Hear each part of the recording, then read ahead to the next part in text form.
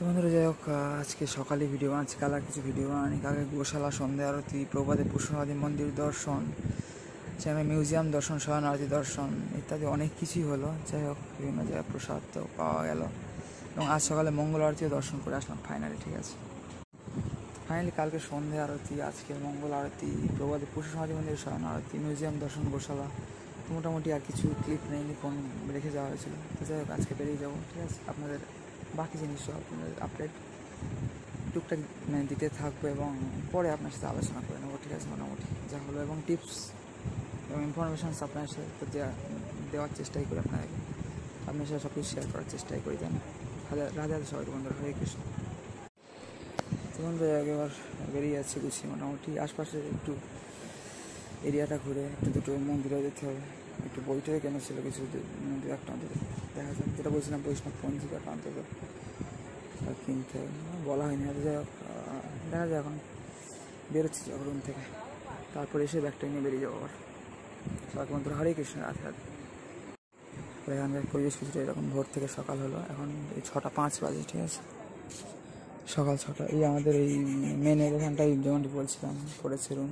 আলো বেরিয়ে গেছে ভালো রকম, বাইরে রোদ্দুর বেরোতে দেরি আছে, রোদ্দুর 7টার দিকে হয়তো বেরোবে। আর আমাদের বিছানা কিছুটা এরকম অবস্থা, যাই গুছিয়ে বেরিয়ে যাবো। আর কিছু দেখাচ্ছি না, আর কিছু দেখানো নেইও। ঠিক আছে, এই হচ্ছে আমাদের রুমের কন্ডিশন বন্ধুরা। 15% ব্যাটারি, এখানে চার্জ দেওয়া হয়নি। চার্জার নিয়ে এসেছিলাম, বাট চার্জ দেওয়া হয়নি। আর একটু চার্জ দিতে হতো বা দিলে ভালো হতো, যাই হোক আর দরকার নেই ফোন তেমন যেহেতু।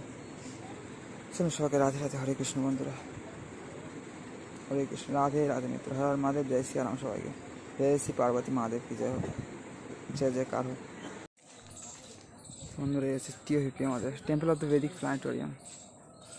এখান থেকে একটু ঘুরে ফটোশ্যুট করে আমরা বেরিয়ে যাচ্ছি এইখানে, এই মন্দিরের সামনে, তারপরে এই সুন্দর গদাভবন পার্কটা গেটের সামনে, তারপরে এই গদাভবনের সামনে, এই আর। ঠিক আছে, সব ভালো থাকবেন। মায়ের ট্যুরিজম সেন্টার এটা।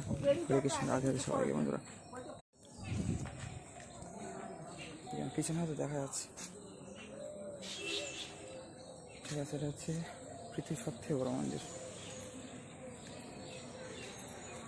পিছনে আছে গদাভবন, মানে ইস্কন মায়াপুরের মেন রিসেপশন। এর আন্ডারে অনেক মেন ভবন আছে গদা ধরে, একটু এখানে আর কি রিসেপশনটা। আর এটা হচ্ছে গদাভবনের পার্ক, আমার সামনে দেখাচ্ছে আপনাদের। চলুন, হরে কৃষ্ণ, রাধে রাধে বন্ধুরা। এই যে এখানে তো এমনি গাছ টাছ হয়ে রয়েছে এই জায়গাটা।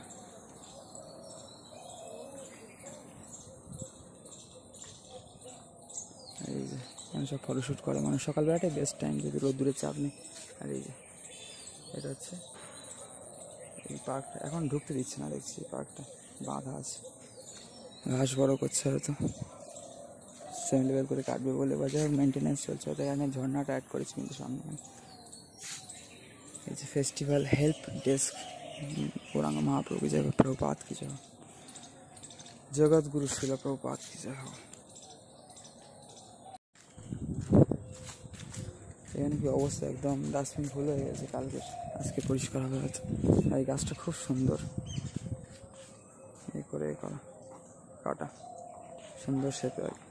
এই যারা নতুন করেছে কথা হবে না, এই যারা শেড ছিল না এরকমভাবে, খুব সুন্দর শেড হয়েছে এখন।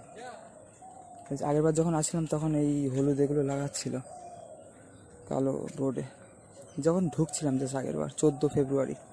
আর এখন সেই টাইমে হয়ে গিয়েছিল, তখন 3 দিন ছিলাম আই থিঙ্ক। মানে হচ্ছে welcome to Shri Mayapur ISKCON Mayapur কথা হবে।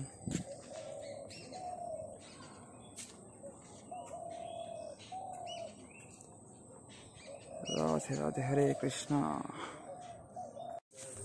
এখন আমি আছি এই সুন্দর কাটিং গাছটার নিচে, আর এখানে ঝর্ণা টর্নার মতো আছে। এই যে এই জায়গাটা পাখিটাকে উঠছে, আবার এই জায়গাটা খুব সুন্দর ডেকোরেট করেছে, এখন খুব সুন্দর ডেকোরেশন হয়েছে জায়গাটা। আর এটা জাস্ট টিওপি। ঠিক আছে, সবাই এখানে সুন্দর ছবি তোলে। এখানে কিন্তু বিবিটি গেস্ট হাউস আছে, যাকে অতিথি ভবনও বলে আই থিঙ্ক। এবং এটা তো 4 নম্বর গেট বা নামহাট্ট ভবনে যাওয়ার রাস্তা। এখানে আমাদের ধর্মশালা, বাস বেরিয়ে যাচ্ছে আমরা। 10% চার্জ, বাবা এখন আমার চার্জ দিয়েই বেরিয়ে যেত। কৃষ্ণনগরে ভাবছি টিফিন করবো না, এখান থেকে ছাতু ইত্যাদি কিছু টিফিন করে ততক্ষণ চার্জ দিয়ে বেরিয়ে যাও। তাহলে 7টার দিকে বেরোলে হয়ে যাবে, নাহলে 6:30 বেরোলে ভালো হয়। 7টায় বেরোই, কিন্তু 6:30 বেরোলে ভালো হয়। গাড়ি পাওয়া বা ওখানে ট্রেনে দিয়ে ওঠা একটা চাপ থাকে একটু, সিট কনফার্মেশনের জন্য আর কি বন্ধুরা। ঠিক আছে, তো ব্যাস কমপ্লিট তাহলে মায়াপুর ট্যুর প্রায়। আর সামনে দুটো মন্দিরে গিয়ে ওটা দেখিয়ে বাস কমপ্লিট।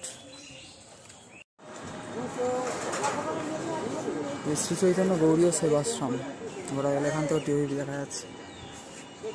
এখানে রাধা মাধব অষ্টসখী বা সুন্দর কাহিনীর চিত্রপট করা আছে, সব দর্শন করে এবার আমরা শ্রীকৃষ্ণ চৈতন্য মিশন থেকে ঘুরে বেরিয়ে যাবে। এবার এখানে অ্যাপার্টমেন্ট আছে সব, এদিকে ঘাট আর এদিকে হাইওয়ে। আমরা হাইওয়ে দিয়ে যাওয়ার চেষ্টা করবো, দেখা যায় এখন কী হয়। আমরা এই যে নামহট্ট বিল্ডিংয়েরই এই রাস্তার সাইডটা, এখানেও মহাপ্রভুর সুন্দর আছে।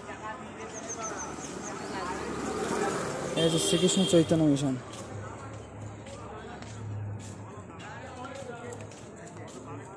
এই যে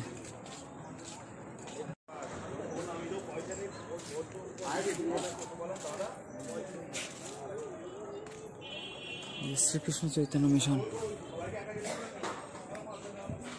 এরকম দর্শন করে একটু বইটাই কেনার আছে, কিছু বৈষ্ণব পঞ্জিকা আছে, সেটা কিনে নিয়ে বন্ধুরা এখন বেরিয়ে যাবে। রিসেপশন আছে, থাকতে পারেন আপনারা চাইলে। ঠিক আছে,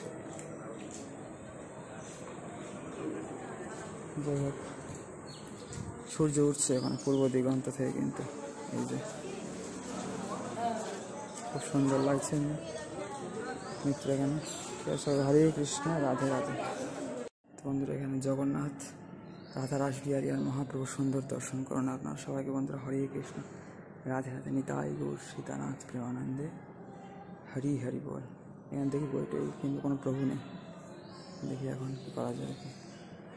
হরে মিত্র, হরে কৃষ্ণ, রাধে রাধে।